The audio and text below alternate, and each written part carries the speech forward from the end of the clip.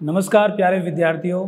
पिछले वीडियो के अंतर्गत हमने जो आवश्यकता क्षेत्र के बारे में पढ़ा था। एग्रीकल्चर के अंदर जो आवश्यकता क्षेत्र है, सस्य विज्ञान के अंतर्गत जो आवश्यकता क्षेत्र आते हैं उनमें हमने कृषि उत्पादन, नियोजन, व्यवसाय और उद्योग के बारे में पढ़ा। और जैसा कि हमें मालूम है कि जो भारतीय अर्थव्यवस्था है उस अर्थव्यवस्था के 3 स्तंभ है, जिसमें कृषि, व्यवसाय और उद्योग। और ये सारी बातें जो है किसी भी क्षेत्र की मृदा उर्वरता के ऊपर निर्भर करती है कि हमें किस प्रकार के क्षेत्र के अंदर हमें कौन सी फसल को बोना है और उससे हमें किस प्रकार का उत्पादन प्राप्त होता है। तो मृदा का वह गुण या वह क्षमता जिसके अंतर्गत मृदा जो है वो एक उपजाऊपन का गुण रखती है और उसी के माध्यम से फसलों का जो उत्पादन है वो बढ़ता है। तो हम सबसे पहले आज मृदा उर्वरता के बारे में जानेंगे कि मृदा उर्वरता क्या है। मृदा उर्वरता को परिभाषित कीजिए। प्रश्न पूछा जाता है 1 नंबर का कि मृदा उर्वरता से आप क्या समझते हैं। मृदा उर्वरता को परिभाषित कीजिए या मृदा उर्वरता किसे कहते हैं, मृदा उर्वरता से क्या तात्पर्य है। तो यहाँ पर हम बात कर रहे हैं मृदा उर्वरता, तो हम इसको परिभाषा में लिख सकते हैं कि पादपों की सहज एवं स्वाभाविक वृद्धि एवं विकास के लिए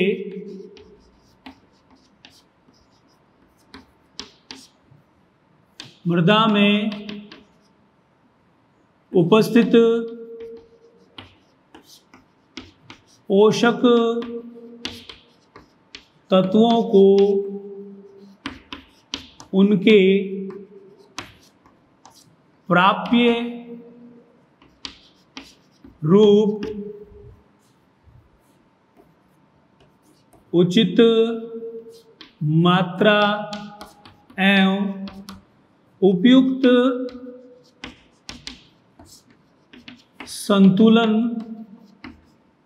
में प्रदान करने की क्षमता को मृदा उर्वरता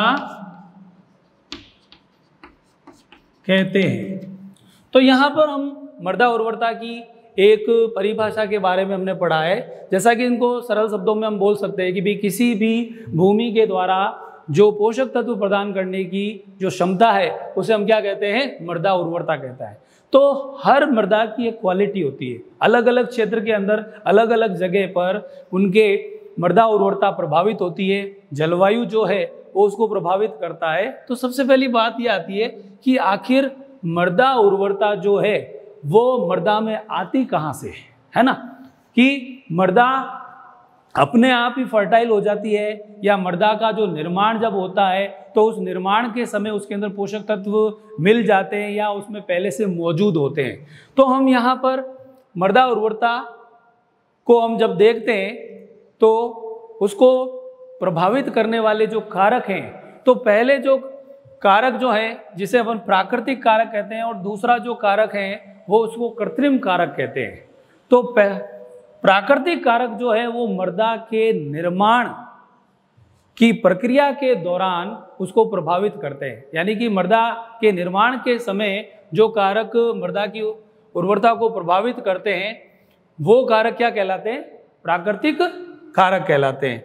तो मृदा का जो निर्माण है, जैसा कि हमने पिछली कक्षाओं में पढ़ रखा है कि मृदा का जो निर्माण होता है उस मृदा के निर्माण की प्रक्रिया को हम क्या कहते हैं, मृदा निर्माण की प्रक्रिया को हम पीडोजिनेसिस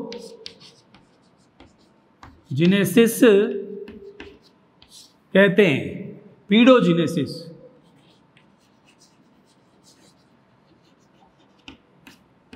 मृदा निर्माण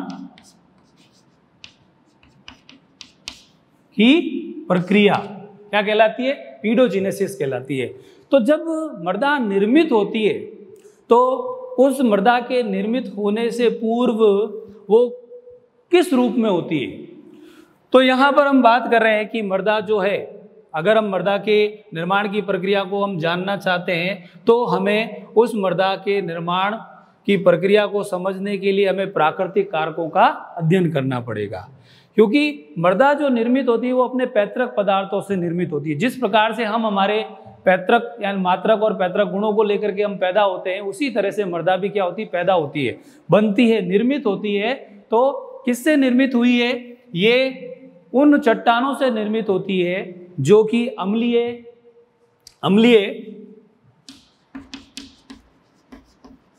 आग्नेय,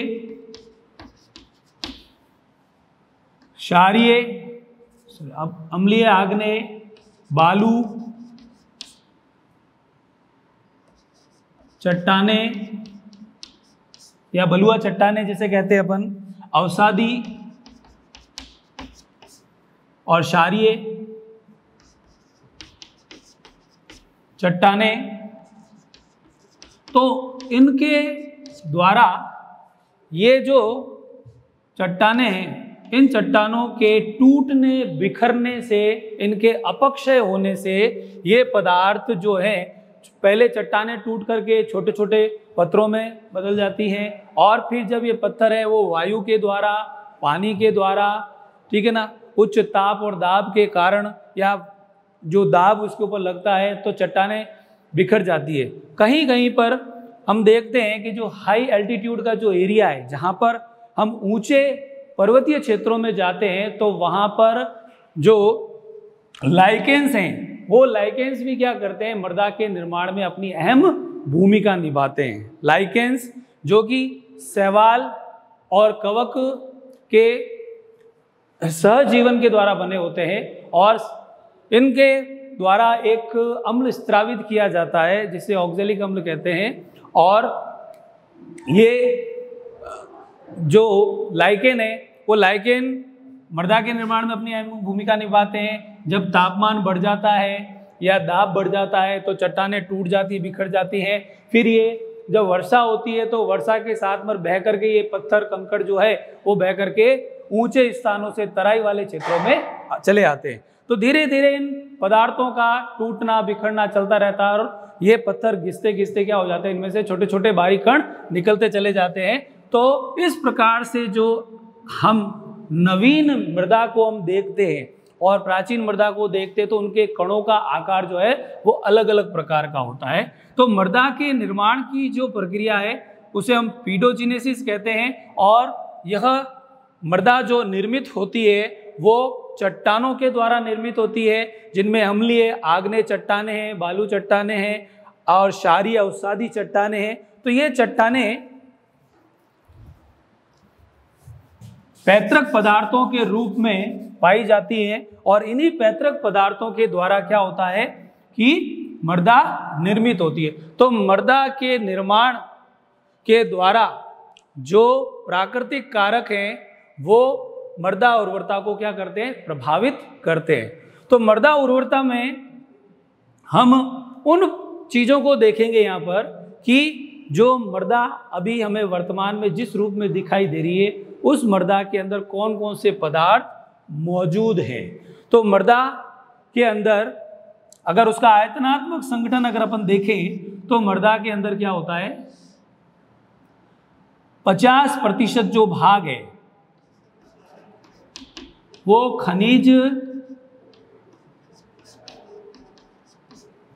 तत्व उसके अंदर पाए जाते हैं और 25% जो भाग है उसके अंदर और मृदा जल पाया जाता है, मृदा वायु पाई जाती है और जिसमें से 5% जो पदार्थ हैं इसमें,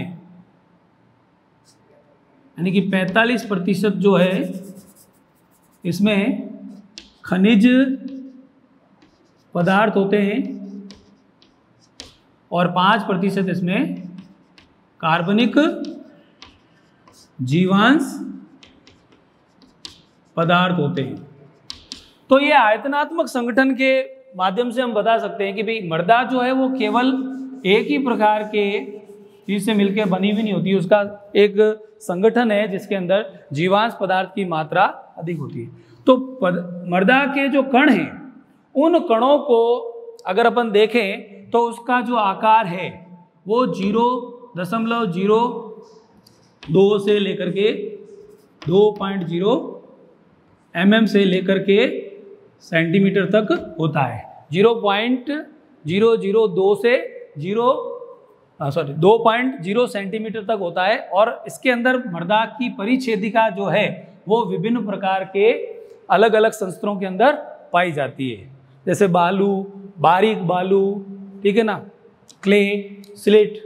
तो इस प्रकार से ये मृदा परिच्छेदिका का निर्माण होता है। तो मृदा जो आज वर्तमान रूप में हमें दिखाई दे रही है तो उसका कारण क्या है कि प्राकृतिक कारकों के माध्यम से ये मृदा जो है वो अपनी उर्वरता को प्रदर्शित करती है कि पैतृक पदार्थ किस प्रकार का उस है और उस पैतृक पदार्थ के द्वारा जो मृदा निर्मित हुई है उसके अंदर वही गुण पाए जाएंगे जो उसकी पैतृक पदार्थों के अंदर थे। तो अगर वो अम्लीय आग्नेय चट्टानों से बनी है तो ऐसी मृदा क्या होगी, अम्लीय प्रकार की होगी। अगर वो क्षारीय अवसादी चट्टानों से निर्मित हुई है तो वो मृदा क्षारीय प्रकार की होगी। और जब मृदा के निर्माण की प्रक्रिया तुरंत नहीं होती है, ये शनै शनै धीरे धीरे चलने वाली प्रक्रिया होती है। जैसे जैसे प्राचीन कणों को हम देखें तो वो कण जो होते हैं वो बारीक होते चले जाते हैं, जबकि नवनिर्मित मृदा के जो कण होते हैं वो बड़े होते हैं, आकार में बड़े होते हैं, उनका कणाकार अधिक होता है। और इनके साथ साथ इसके अंदर जीवांश पदार्थ मिलते चले जाते हैं, मृत कार्बनिक पदार्थ इसके अंदर मिलते चले जाते हैं और धीरे धीरे मृदा क्या हो जाती है, उन सारे पदार्थों को अपने अंदर समाहित कर लेती है। तो मृदा एक ही प्रकार के कणों का मिश्रण नहीं है, विभिन्न प्रकार के कण इसके अंदर पाए जाते हैं। उसमें खनिज पोषक तत्व भी होते हैं, कार्बनिक पदार्थ भी होते हैं, जीवांश पदार्थ होते हैं, मृदा वायु, मृदा जल, ये सारी चीजों को मिलकर के एक मृदा का रूप दिया गया है। यहाँ पर हम बात कर रहे हैं पैतृक पदार्थ की। तो मृदा के निर्माण में ये अपनी अहम भूमिका निभाते हैं पैतृक पदार्थ, जिनमें आग्नेय चट्टान, अवसादी चट्टान से मिलकर के बनी पदार्थ है जो मृदा है, उस मृदा के क्षारीयता अधिक है या कम है। तो हम मृदा को दूसरा जो बिंदु है इसके अंदर उसके बारे में हम पढ़ेंगे कि स्थलाकृति। तो हमारे आसपास के क्षेत्र में हम अगर दूर दूर तक नज़र घुमा करके देखते हैं तो हमें एक जैसा स्थल दिखाई नहीं देता है। सभी जगह पर अलग अलग प्रकार की जमीन है, कहीं पर पहाड़ है तो कहीं पर समतल भूमि है, कहीं पर उथली जगह है तो कहीं पर तराई वाली जगह है, और कहीं पर भूमिगत जगह है, कहीं पर खाड़ियाँ हैं तो कहीं पर इस प्रकार से उबड़ खाबड़ जगहों को अगर अपन देखते हैं, समतल भूमि को देखते हैं, ढलान युक्त जगह को देखते हैं, तो ये सारी क्या चीज़ें हैं, स्थलाकृति। स्थल की जो आकृति है उस आकृति के कारण भी मृदा उर्वरता जो है वो प्रभावित होती है। तो स्थलाकृति जिसे अपन क्या कहते हैं, टोपोग्राफी।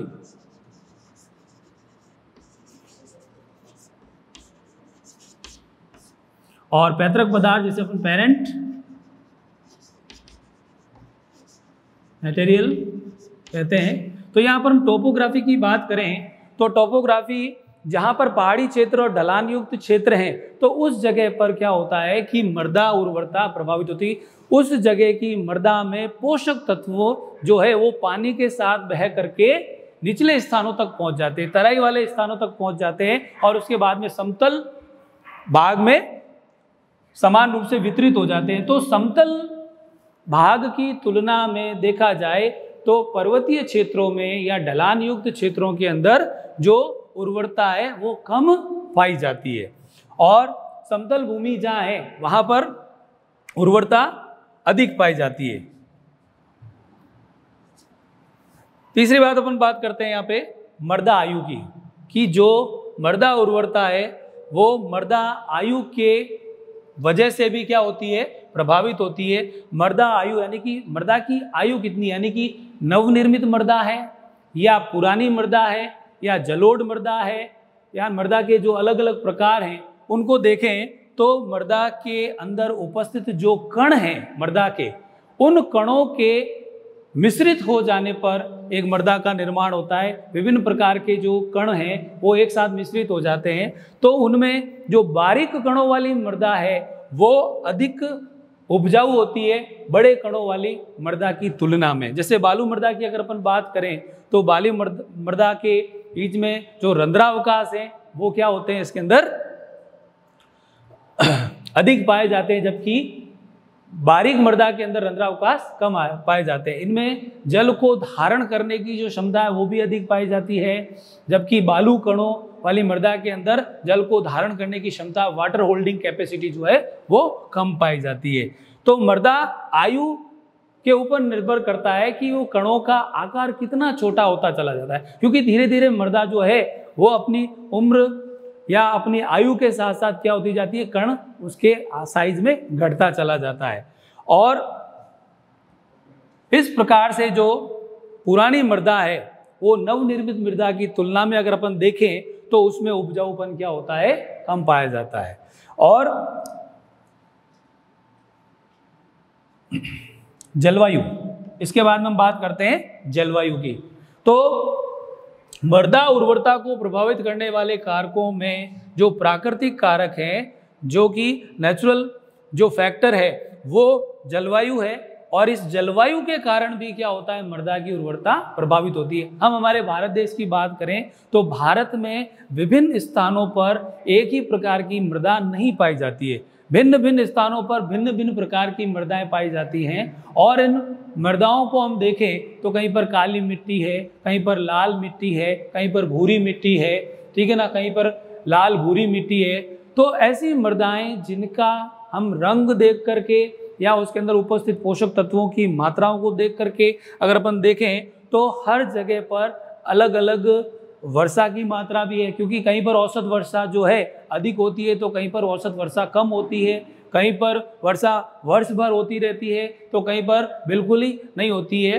तो ऐसी स्थानों को देखा जाए तो यहाँ पर वर्षा और वहाँ का जो तापमान है ना, विषुवत रेखा के आसपास की अपन बात करें 0 डिग्री अक्षांश पर, तो उस क्षेत्र के अंदर वर्ष भर क्या होता रहता है कि वहाँ पर तापमान जो है वो औसत तापमान की तुलना में अधिक रहता है। तो ऐसे में जल और वायु जो है वहाँ की वो भिन्न होती है, और वहाँ का तापमान जो है मृदा के अंदर जो उपजाऊपन है उसको भी प्रभावित करता है, क्योंकि तापमान ज़्यादा रहेगा तो उसके अंदर मृदा में जो जीवांश पदार्थ है उस जीवांश पदार्थ के अपघटन के समय जो सूक्ष्म जीवी अपघटन की प्रक्रिया होती है तो एक उपयुक्त तापक्रम पर होती है। अगर वो तापमान बढ़ जाता है तो ऐसे में सूक्ष्म जीव क्या करते हैं, सक्रिय ना होकर के निष्क्रिय हो जाते हैं। तो वो अपनी क्रिया को प्रभावित होने की वजह से ये मृदा के अंदर अलग अलग जगह पर अलग अलग स्थानों पर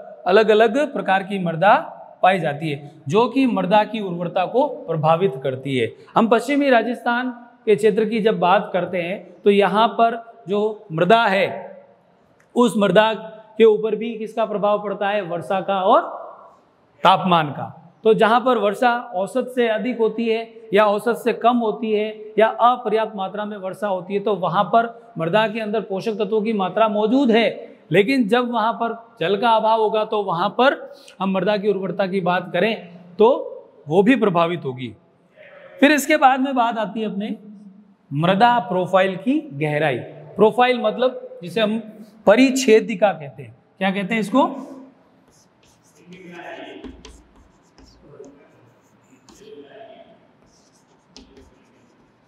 climate soil profile, depth of soil profile. Soil profile जिसके अंदर अगर हम मृदा को अगर खड़ी कटान के रूप में देखते हैं, मृदा की खड़ी कटान को हम मृदा प्रोफाइल या मृदा परिच्छेदिका कहते हैं। क्या कहते हैं, मृदा परिच्छेदिका।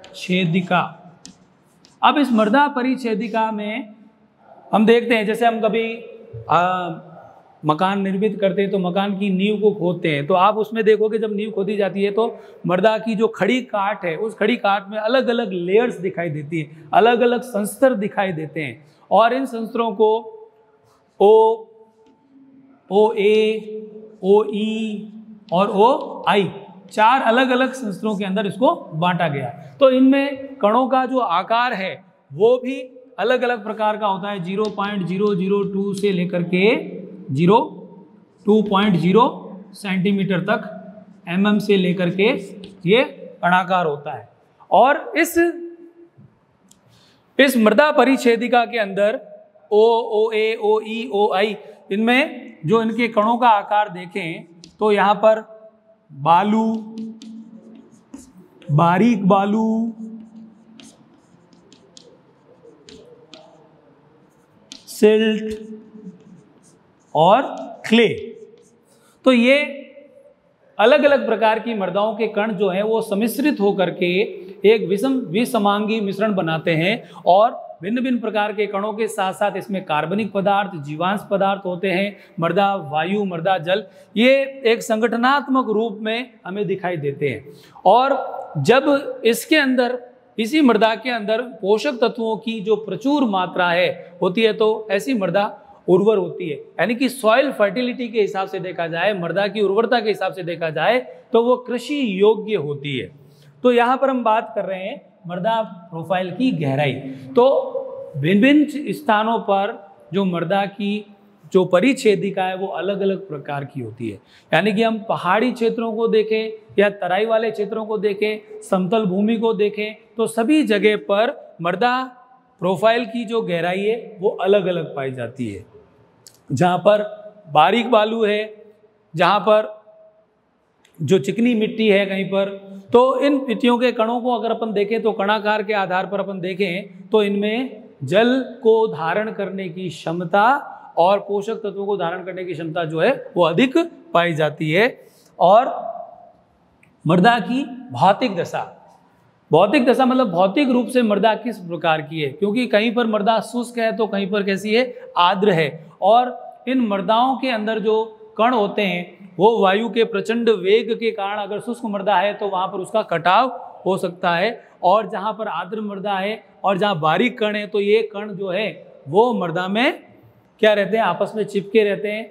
और इस भौतिक दशा के आधार पर अपन देखें तो उनमें जो सूक्ष्म जीव हैं, अगर तो सूक्ष्म जीवों को कार्य करने के लिए उनको 25 से 35 डिग्री सेंटीग्रेड का जो टेम्परेचर है वो उसको मिलता रहता है। और ऐसे में सूक्ष्म जीवी जो अभिक्रियाएं हैं जो कवक के द्वारा होती है, एक्टिनोमाइसिटीज के द्वारा होती हैं, ऐसी जो कार्बनिक पदार्थों का जो विच्छेदन होता है वो उसके लिए उपयुक्त तापमान है। और ऐसे में भौतिक रूप से ये मृदा क्या होती है, कृषि योग्य है या नहीं है, इस बात पर निर्भर करता है कि मृदा उर्वरता किस प्रकार की है। तो जब मृदा उर्वरता की हम अगले टॉपिक पर हम देखें तो यहाँ पर मृदा का अपर्दन की बात आ रही है, ठीक है ना। तो ये भी एक प्राकृतिक कारक है जो कि मृदा की उर्वरता को प्रभावित करता है। मान लो किसी स्थान विशेष की जो जगह है, जो भूमि है, उस भूमि पर वहाँ पर काफ़ी समय तक अगर वर्षा नहीं होती है या न, तो ऐसे में क्या होता है कि वो मृदा शुष्क होने लग जाती है। शुष्क होने लग जाती है, तापमान बढ़ने के साथ साथ उस मृदा के द्वारा अपनी वो नमी को खो दिया जाता है। जब नमी खो जाती है तो ऐसे में कण क्या हो जाते हैं, आपस में बिखर जाते हैं। और जब वायु और पानी का जो प्रचंड वेग होता है उसके द्वारा मृदा का क्या होने लग जाता है, कटाव होने लग जाता है। और ऐसे में जो मृदा है वो एक स्थान से दूसरे स्थान पर स्थानांतरित हो जाती है या एक खेत से दूसरे खेत में स्थानांतरित हो जाती है। तो ऐसे में मृदा अपर्दन के कारण मृदा की उर्वरता जो है वो घटती है, ठीक है ना। तो यहाँ पर अपन मृदा अपर्दन के कारण हम जो उथली जो अधो मृदा है, तो ऊपरी मृदा, शीर्ष मृदा जो है वो उड़ करके स्थानांतरित हो जाती है और अधो मृदा दिखाई देने लग जाती है और उसकी नमी में कमी आ जाती है। इस कारण से उस मृदा के अंदर जो सूक्ष्म जीवी प्रक्रियाएं हैं और सूक्ष्म जीवों की जो निष्क्रियता बढ़ जाती है और मृदा के अंदर जो भी पोषक तत्व हैं वो उड़ करके एक स्थान से दूसरे स्थान पर चले जाते हैं या बह करके एक स्थान से दूसरे स्थान पर चले जाते हैं। इसके बाद हम आगे के पॉइंट में बात करते हैं मृदा में उपस्थित पोषक तत्वों की मात्रा। तो प्राकृतिक कारकों की श्रेणी के अंतर्गत मृदा में उपस्थित पोषक तत्वों की मात्रा भी मृदा उर्वरता को प्रभावित करती है। मृदा में जैसे कैल्शियम और मैग्नीशियम तत्व की अगर हम बात करें तो कैल्शियम मैग्नीशियम तत्व जो है वो अधिक मात्रा में पाए जाते हैं, है ना।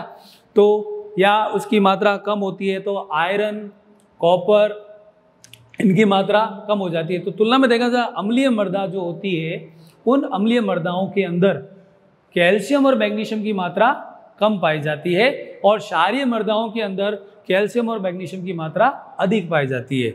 और इसकी तुलना में अगर अपन आयरन और कॉपर की बात करें तो अम्लीय मृदाओं के अंदर इसकी तुलना ये तत्व जो है वो अधिक पाए जाते हैं, जबकि क्षारीय मृदाओं में ये तत्व कम पाए जाते हैं। तो मृदा क्षारीय है या अम्लीय है, इस बात का हम पता लगाने के लिए मृदा की पीएच ज्ञात कर सकते हैं।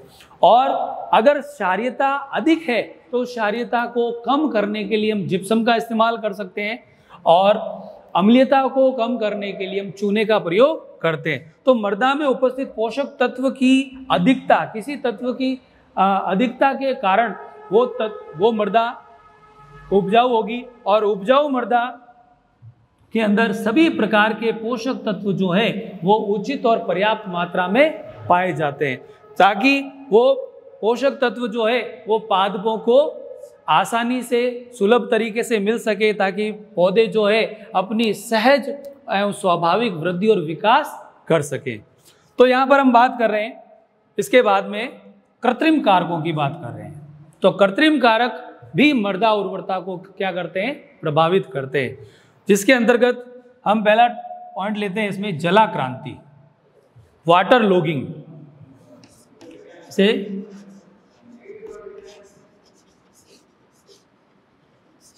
वाटर लॉगिंग कहते हैं, ठीक है ना। जब किसी खेत में या किसी स्थान विशेष क्षेत्र के अंदर जब आवश्यकता से अधिक जल उसके अंदर पाया जाता है या भर जाता है, तो ऐसी कंडीशन के अंदर मृदा के अंदर क्या हो जाती है, जलाक्रांति हो जाती है। और ऐसी मृदा को जलाक्रांत मृदा कहते हैं। क्या कहते हैं ऐसी मृदा को? जलाक्रांत मृदा कहते हैं। और जलाक्रांत मृदा के इस गुण को क्या कहते हैं, जलाक्रांति कहते हैं। तो ऐसी कंडीशन में जब पानी जो है अपनी आवश्यकता से अधिक उसके अंदर आ गया, जितना उसको धारण करने की क्षमता है उस मृदा के द्वारा, उससे भी अधिक मात्रा में अतिरिक्त जल की मात्रा जब उसके अंदर होती है, तो ऐसे में उस मृदा के अंदर जो मृदा वायु जो है, जो या मृदा जल जो और मृदा वायु का जो तालमेल है वो क्या हो जाता है, असंतुलित अवस्था में आ जाता है। वायु उसमें से बाहर निकल जाती है, रंध्रावकाशों में पानी भर जाता है और वायु बाहर निकल जाती है। तो ऐसी कंडीशन में उसमें उगने वाले जो पौधे हैं, उन पौधों की जड़ों को शोषण करने के लिए क्या नहीं मिल पाता है, ऑक्सीजन उपलब्ध नहीं हो पाती है। और ऑक्सीजन उपलब्ध नहीं हो पाती है तो ऐसे में जो मृदा के अंदर जो वायवीय जीवाणु है या ऐसे जीवाणु जो ऑक्सीजन की उपस्थिति में काम करते हैं, ऐसे सूक्ष्म जीव जो क्या करते हैं कि ऑक्सीजन की अनुपस्थिति में फर्मेंटेशन की क्रिया को शुरू कर देते हैं। और जब किण्वन की प्रक्रिया हो जाती है तो ऐसे में उस जगह पर क्या हो जाता है, अल्कोहल का निर्माण हो जाता है, ठीक है। तो ऑक्सीजन के अभाव में अनॉक्सी शोषण की वजह से उसमें अल्कोहल का निर्माण होता है और ऐसे में पौधे क्या हो जाते हैं, पौधों की जड़ें मृत हो जाती है। तो जलाक्रांत मृदा जब हम किसी खेत के अंदर उपयुक्त ढलान नहीं रखते हैं, किसी खेत के अंदर हम सिंचाई करते हैं तो जल मांग के अनुसार नहीं करते हैं और उसके अंदर आवश्यकता से अधिक पानी जब बढ़ जाता है तो उसके लिए निकास की उचित व्यवस्था नहीं होती है, तो ऐसी कंडीशन पाई जाती है। जैसे मार्शी एरिया की अपन बात करें, जहाँ पर दलदली क्षेत्र होते हैं, वहाँ पर इस तरह की कंडीशन पाई जाती है कि जलाक्रांत मृदा जो है, जहाँ पर बारीक कण है या चिकनी मिट्टी पाई जाती है, उनमें पानी आवश्यकता से अधिक भर जाता है और जिसे हम वाटर लॉगिंग या जलाक्रांति कहते हैं। दूसरा जो कृत्रिम कारक है वो है फसल प्रणाली। फसल प्रणाली की अगर अपन बात करें तो फसल प्रणाली के अंतर्गत हम किसी क्षेत्र विशेष के अंदर, किसी खेत के अंदर जब हम एक ही फसल को बार बार हम उसकी पुनरावृत्ति करते रहते हैं